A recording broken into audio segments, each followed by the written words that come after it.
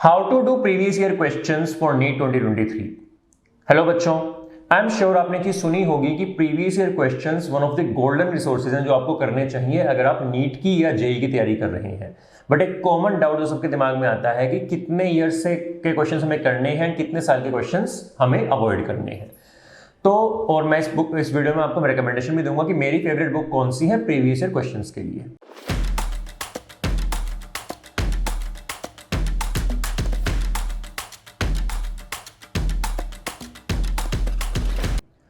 देखो, थोड़ी सी हिस्ट्री जाननी पड़ेगी आपको नीट एग्जाम के लिए। नीट एग्जाम 2014 में स्टार्ट हुआ था। 2014 से पहले एआईपीएमटी और स्टेट पीएमटीज होते थे। तो अगर आपको नीट के पीवाईक्यूज करने हैं तो आपको 2014 के आगे वाले करने पड़ेंगे। अब एआईपीएमटी और स्टेट पीएमटी के टाइम पे क्या होता था, क्योंकि नंबर ऑफ एग्जाम्स बहुत ज्यादा थे तो जो क्वेश्चंस थे वो काफी ज्यादा बाहर से आते थे। क्योंकि आप खुद समझ सकते हैं, अगर पूरी कंट्री में एक साल में 50 के अराउंड एग्जाम्स कंडक्ट करवाए जा रहे हैं तो उन 50 एग्जाम्स के लिए कितने नंबर ऑफ क्वेश्चंस आपको बहुत ज्यादा करने पड़ेंगे। तो इसीलिए अगर आपने देखा होगा एआईपीएमटी 1900, 96, 2001, 2005 ऐसे अगर आप क्वेश्चंस देखें तो बहुत ही ज्यादा बाहर से आते हैं। हम देख के डर जाते हैं कि ये तो हमें आता ही नहीं है। लेकिन वहीं आप नीट 2014 से 2015, 16, 17 के क्वेश्चंस देखोगे वो काफी आपको स्ट्रेट फॉरवर्ड दिखेंगे, एनसीईआरटी से दिखेंगे। क्यों? क्योंकि एक ही एग्जाम होता है कंट्री वाइड, तो उस एक एग्जाम को सिर्फ 200 क्वेश्चन बनाने हैं पूरे साल में। वो 200 क्वेश्चंस बहुत इजीली एनसीईआरटी से नए क्वेश्चंस बन सकते हैं। तो पहली चीज आपने ध्यान रखनी है कि आपने बहुत पुराने क्वेश्चंस नहीं करने हैं। मेरी एक ब्लैंकेट एडवाइस होती है कि आप 2010 से पहले क्वेश्चंस तो बिल्कुल मत कीजिए। आपने 90s के एंड अर्ली 2000 क्वेश्चंस नहीं करने हैं। नीट के क्वेश्चन 2014 ऑनवर्ड्स आपके लिए सबसे इंपॉर्टेंट है। उसमें भी सबसे इंपॉर्टेंट है 2017 ऑनवर्ड्स। तो 17, 18, 19, 20, 21, 22 ये जो 6 साल हैं इनके क्वेश्चंस आपके लिए सबसे ज्यादा इंपॉर्टेंट है। देन 2014, 15 एंड 16 इनके क्वेश्चंस सेकंड नंबर पे आते हैं।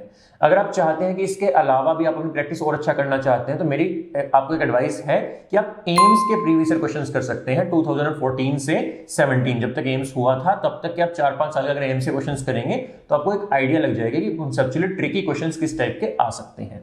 एआईपीएमटी क्वेश्चंस मत करना यार, कोई फायदा नहीं होगा। हाँ, अगर आपको एआईपीएमटी क्वेश्चन एनसीईआरटी लेवल के मिल रहे हैं, किसी बुक में सिर्फ एनसीईआरटी वाले क्वेश्चंस हैं तो आप उनको डेफिनेटली कर सकते हैं।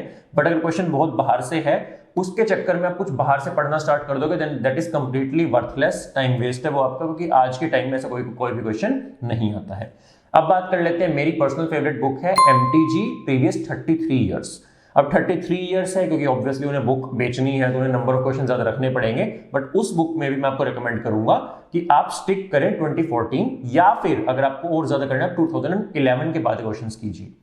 क्यों है मेरी पर्सनल फेवरेट? क्योंकि एक तो इसमें टॉपिक वाइज क्वेश्चंस डिवाइडेड है एंड इसमें जो क्वेश्चंस दिए हुए हैं वो रिसेंट ईयर से स्टार्ट किए हैं। तो अगर कोई क्वेश्चन 2021 में आया है तो वो पहले दिया हुआ है, 2020 उसके बाद, 2019 उसके बाद, तो आपको एक ट्रेंड पता चलता है कि लेटेस्ट ईयर्स में क्या हो रहा है। तो ये पर्सनल माय फेवरेट बुक है। किसी भी तरीके से एमटीजी ने इस वीडियो को स्पॉन्सर नहीं किया है। अगर हम बात करें अब जेई की, जेई मेंस के जो एग्जाम्स हैं वो 2018 ऑनवर्ड्स आप करना। जेई में क्या होता है, क्योंकि मल्टीपल एग्जाम्स होते हैं तो आपके जो नंबर ऑफ क्वेश्चंस हैं वो एक ही साल के बहुत ज्यादा होते हैं। तो आप 18, 19, 20, 21 एंड 22 ये 5 साल के क्वेश्चंस कीजिए, आपके लिए that is good enough. JEE Mains के आप इतने क्वेश्चन से ही काफी हद तक जो आपकी जेई मेंस की तैयारी है उसको बहुत अच्छे से बूस्ट कर सकते हैं। कोई अगर डाउट है, कोई क्वेश्चन, तो नीचे कमेंट सेक्शन में फ्रीली पूछ लेना यार, and I will be happy to help you. Please like the video, share it with your friends and subscribe to the channel. Thank you, all the best.